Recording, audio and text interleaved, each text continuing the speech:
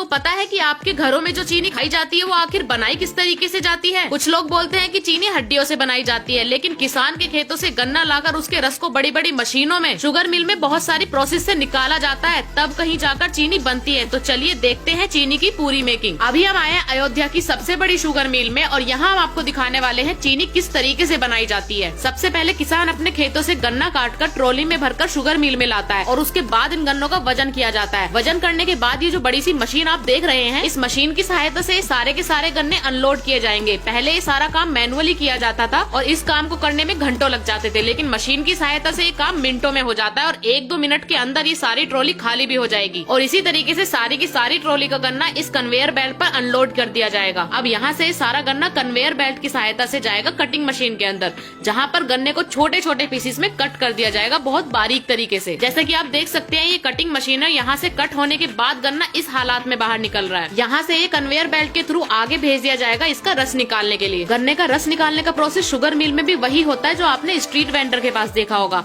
बस वहाँ पर पूरा गन्ना डाला जाता है, यहाँ पर कट करके डाला जाता है गन्ने को। और जैसे कि आप लोग देख सकते हैं कैसे गन्ने के रस की बारिश हो रही है यहाँ पर। जब कटा हुआ गन्ना इन बड़े बड़े रोलर्स के बीच से निकलता है तो दबकर प्रेशर से उसका रस निकल जाता है। ये आप रस निकलते हुए देख सकते हैं। अब ये जो रस हमारा निकला है इसके अंदर फिर से कटा हुआ गन्ना डाल दिया है। अब ये कटा हुआ गन्ना फिर से रोलर्स के बीच से निकाला जाएगा और इसके अंदर जो भी रस रह गया है वो सारा का सारा निकाल दिया जाएगा। और ये प्रोसेस यहाँ पर 4 से 5 बार तक रिपीट किया जाता है, जब तक कि ये सारा का सारा कटा हुआ गन्ना पूरी तरीके से सूख न जाए और इसका सारा का सारा रस बाहर न निकल जाए। जो गन्ने का रस हमारा निकाला गया है वो वहाँ से आएगा इन कंटेनर्स के अंदर, जहाँ पर उसको स्टीम के साथ ट्रीट किया जाएगा। स्टीम से ट्रीट करने के बाद उसके अंदर सल्फर और लाइम मिक्स किया जाएगा। यहाँ पर सल्फर और लाइम मिक्स किया जाएगा। सल्फर और लाइम मिक्स करने के बाद उसको फिर से गर्म किया जाएगा स्टीम से, और जब ये गर्म हो जाएगा उसको थोड़ी देर के लिए ठंडा होने के लिए छोड़ दिया जाएगा, ताकि जो हमारी गाद है वो नीचे रह जाए और जो प्योर रस है वो ऊपर आ जाए। अब जो गन्ने का प्योर रस बचेगा उसको यहाँ से आगे भेज दिया जाएगा इवेपोरेटर्स में, जहाँ पर इसका पानी सुखाया जाएगा। अभी यहाँ तक हमारा गन्ने का रस है। इवेपोरेटर्स में जब इसका सारा का सारा पानी सूख जाएगा तो हमारे पास सिर्फ गन्ने का सिरप बचेगा। अब इस सिरप को आगे भेजा जाएगा चीनी बनाने के लिए। तो ये जो आप देख रहे हैं ये गन्ने का सिरप है,